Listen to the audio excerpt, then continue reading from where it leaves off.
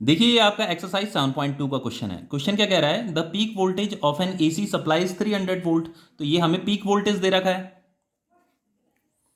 Peak voltage दे रखा है आपका 300 वोल्ट। यहां पे हमसे आरएमएस वोल्टेज पूछ रहा है, ठीक है। आरएमएस वोल्टेज हमें बताना है। आरएमएस वोल्टेज और पीक वोल्टेज में एक रिलेशन होता है, वो ये होता है कि RMS voltage is equal to होता है आपका पीक वोल्टेज डिवाइडेड बाय √2 होता है। वैल्यू पुट कीजिए यहां पे।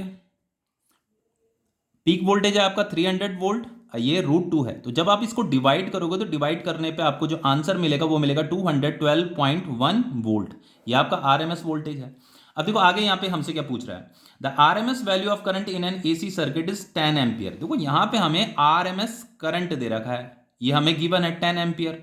हमसे पूछ रहा है व्हाट इज पीक करंट, हमें पीक करंट बताना है।